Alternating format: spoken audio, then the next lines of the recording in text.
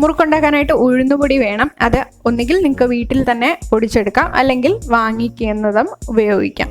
അപ്പോൾ ഞാനിതെങ്ങനെയാണ് വീട്ടിൽ പൊടിക്കുന്നതെന്ന് കാണിച്ചു തരാം. അതിനായിട്ട് ഞാൻ 1/4 കപ്പ് ഉഴുന്ന് എടുത്തിട്ടുണ്ട്. ദോശയ്ക്കൊക്കെ നനയ്ക്കുന്ന മുഴുവനായിട്ടുള്ള ഉഴുന്ന്. അത് ഒരു മീഡിയം തീയിലിട്ട് ഇതുപോലെ ഒന്ന് വറുത്തെടുക്കുക. ഇതിൻ്റെ ഒരു കളറ് മാറണം, അതുവരേക്കും ഒന്ന് വറുത്തെടുക്കാം. ഇതിൻ്റെ കളറൊന്ന് മാറിയിട്ടുണ്ട്, ഒരു സ്വർണ്ണ കളർ വന്നിട്ടുണ്ട്. ഇപ്പം ഞാൻ തീ ഓഫ് ചെയ്തു, ചൂട് മാറാനായിട്ട് വെക്കാം.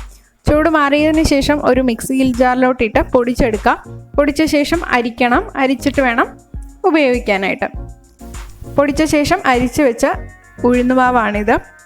ഇത് 1/2 കപ്പ് ഉണ്ട്. ഇപ്പോൾ 1/4 കപ്പ് ഞാനിപ്പോൾ മുറുക്ക് ഉണ്ടാക്കാനായിട്ട് ഉപയോഗിക്കുകയാണ്. ബാക്കി ഒരു എയർടൈറ്റ് കണ്ടെയ്നറിലിട്ട് സൂക്ഷിക്കാം.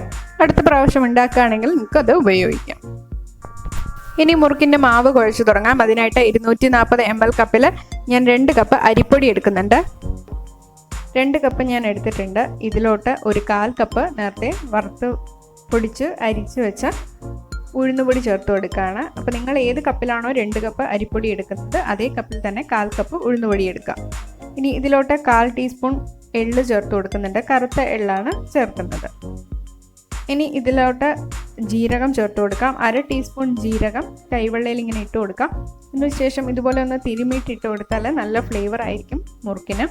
അപ്പോൾ അതിന് വേണ്ടിയിട്ടാണ്, ഫ്ലേവറിന് വേണ്ടിയിട്ടാണ് നമ്മൾ ഇതുപോലെ തിരുമ്മി കൊടുക്കുന്നത്. അതും കൂടി ചേർത്ത് കൊടുക്കുക. അത് കഴിഞ്ഞ് ഒരു 1/4 ടീസ്പൂണിലും കുറവ് കായം ചേർത്ത് കൊടുക്കുക.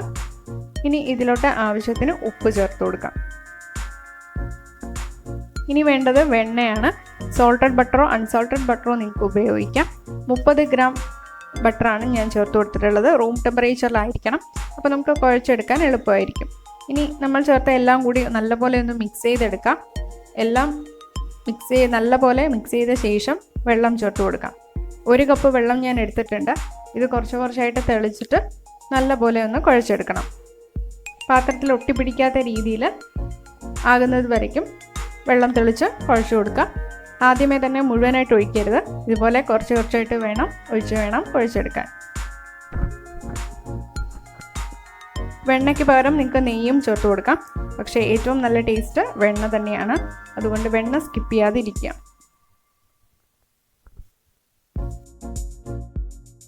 പകുതി കുഴച്ച ശേഷം ഈ ഒരു സമയത്ത് നമുക്ക് ഉപ്പ് നോക്കുക. ഉപ്പ് ടേസ്റ്റ് നോക്കിയ ശേഷം ആവശ്യമെങ്കിൽ ചേർത്ത് കൊടുക്കാം. മുഴുവൻ കുഴച്ച് കഴിഞ്ഞ ശേഷം ഉപ്പ് കുറവാണെങ്കിൽ നമുക്ക് ചേർക്കാൻ ബുദ്ധിമുട്ടായിരിക്കും. അപ്പോൾ അതുകൊണ്ട് ഈ സമയത്ത് ഉപ്പ് ആവശ്യമെങ്കിൽ ചേർത്ത് കൊടുക്കുക. മൊത്തം ഞാൻ 1/4 കപ്പ് വെള്ളം ചേർത്ത് ഇതുപോലെ കുഴച്ചെടുത്തിട്ടുണ്ട്. പാത്രത്തിൽ ഒട്ടിപ്പിടിക്കാത്ത കൺസിസ്റ്റൻസിയിൽ വേണം കുഴച്ചെടുക്കാനായിട്ട്. വെള്ളത്തിൻ്റെ അളവിൽ ചിലപ്പോൾ വ്യത്യാസം വരാം. അപ്പോൾ കുറച്ച് ഒഴിച്ച് കുഴച്ചെടുക്കാം. ഇനി നമുക്ക് ചില്ലിൽ എണ്ണ തേച്ച് കൊടുക്കണം. ഇതാണ് ഇടിയപ്പത്തിൻ്റെ നാഴി. അപ്പോൾ അതിൽ എണ്ണ തേച്ച് കൊടുക്കുക. മാവ് സൈഡിലൊക്കെ ഒട്ടിപ്പിടിക്കാതിരിക്കാൻ വേണ്ടിയിട്ടാണ് എണ്ണ തേച്ച് കൊടുക്കുന്നത്. വെളിച്ചെണ്ണ തേച്ച് കൊടുക്കാം. ഞാൻ ഏതാണോ നിങ്ങൾ ഡീപ്പ് ഫ്രൈക്ക് എണ്ണ എടുക്കുന്നത് ആ എണ്ണ തന്നെ തേച്ച് കൊടുക്കാം.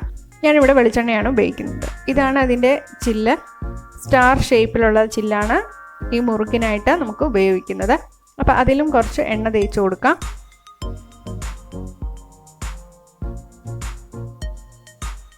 ഇനി മാവ് കുറച്ചായിട്ട് നമുക്ക് നാഴിയിലോട്ട് ചേർത്ത് കൊടുക്കാം. ചപ്പാത്തി മാവിനെക്കാട്ടിലും ഒന്ന് ലൂസാണ്, എന്നാൽ കയ്യിലോ പാത്രത്തിലോ ഒന്നും ഒട്ടിപ്പിടിച്ചിട്ടുമില്ല. അപ്പോൾ ആ ഒരു കൺസിസ്റ്റൻസിയിൽ വേണം കുഴച്ചെടുക്കാനായിട്ട്. പിന്നെ മാവ് കുഴച്ച് വെക്കുമ്പോഴും നേരത്തെ കുഴച്ച് വെക്കരുത്. ഉണ്ടാക്കുന്ന സമയത്ത് മാത്രം കുഴച്ച് അപ്പം തന്നെ ഉണ്ടാക്കിയെടുക്കുക. ഇല്ലെങ്കിൽ മുറുക്കിൽ നല്ലപോലെ എണ്ണ വലിച്ചെടുക്കും. മാവ് ഞാൻ ഒഴിച്ചിട്ടുണ്ട്. ഇതുപോലെ ഒന്ന് തിരിച്ചു നോക്കുക. മുള്ളൊക്കെ നല്ലപോലെ വന്നിട്ടുണ്ട്. അപ്പോൾ വെള്ളത്തിൻ്റെ കൺസിസ്റ്റൻസി കറക്റ്റാണ്. വെള്ളം കൂടുതലാണെങ്കിൽ നിങ്ങൾക്ക് ഇതുപോലെ നല്ല ഷേപ്പ് കിട്ടില്ല. കുറവാണെങ്കിൽ പൊട്ടി പോവുകയും ചെയ്യും. ഇനി നിങ്ങൾക്ക് ഒരു തുണിയിലോ അലുമിനിയം ഫോയിലോ അല്ലെങ്കിൽ ഒരു പ്ലാസ്റ്റിക് ഷീറ്റിലോ ഇതുപോലെ മുറുക്ക് ചുറ്റിയെടുക്കാം. ആദ്യത്തെ ഒരു ചെറിയ റൗണ്ടിൽ ചുറ്റിയെടുക്കുക. അത് കഴിഞ്ഞ് അതിനോട് ചേർന്ന് തന്നെ ചുറ്റുക. നിങ്ങൾക്ക് എത്ര വലിപ്പം വേണോ അത് നിങ്ങൾക്ക് റൗണ്ട് എത്ര വലുതാവണം എന്നുള്ളത് നിങ്ങൾക്ക് തീരുമാനിക്കാം. ഞാനിവിടെ ഒരു 5 വരിയാണ് ഉണ്ടാക്കിയെടുക്കുന്നത്. അറ്റം അതിന് മുന്നേ ഉള്ള വരിയിലോട്ട് ഒട്ടിച്ചു കൊടുക്കുക. ഇല്ലെങ്കിൽ എണ്ണയിലോട്ട് ഇടുമ്പോൾ അതങ്ങ് തുറന്നു പോകും. അപ്പോൾ അതൊന്ന് ശ്രദ്ധിക്കാം. അകത്തുള്ള മുറുക്കിൻ്റെ റൗണ്ടിനനുസരിച്ചിട്ടാണ് ബാക്കിയുള്ളതും വരുന്നത്. നിങ്ങൾക്ക് ഇതുപോലെ ചുറ്റി വരുമ്പോൾ പൊട്ടിപ്പോകുന്നുണ്ടെങ്കിൽ അത് വെള്ളം കുറവായിട്ടാണ്. അപ്പോൾ ഒന്ന് വെള്ളം തെളിച്ച് ഒന്നും കൂടി മാവൊന്ന് കുഴച്ചെടുക്കുക. തീരെ ഇതുപോലെ മുള്ളൊന്നും എടുത്ത് കാണുന്നില്ല എന്നുണ്ടെങ്കിൽ, തീരെ ലൂസായിട്ട് പോവുകയാണെങ്കിൽ വെള്ളം കൂടിയിട്ടാണ്. അപ്പോൾ അരിപ്പൊടി ഇട്ടൊന്ന് അഡ്ജസ്റ്റ് ചെയ്യാം. ആദ്യമായിട്ടാണ് ഉണ്ടാക്കുന്നതെങ്കിൽ ഇതുപോലെ ഒരു 5 എണ്ണം ഒക്കെ ചുറ്റി വെച്ച ശേഷം എണ്ണ ചൂടാക്കാനായിട്ട് വെക്കുക.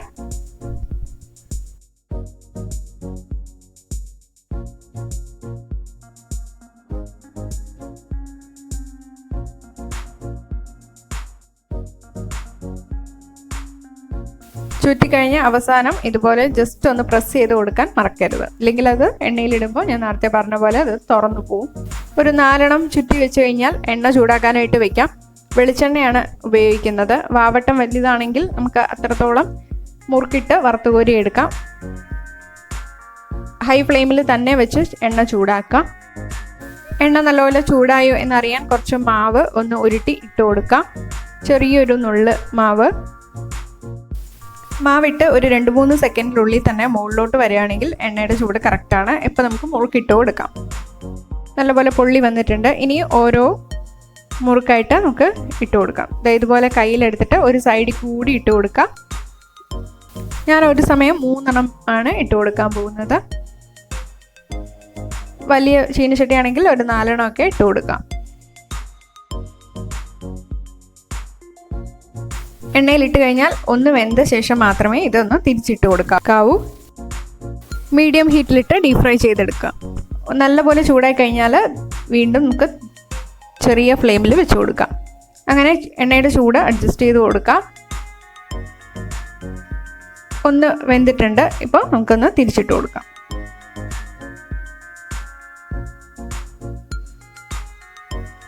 ഇനി ഒരു ഗോൾഡൻ കളർ ആവുമ്പോൾ നമുക്ക് എടുക്കാം.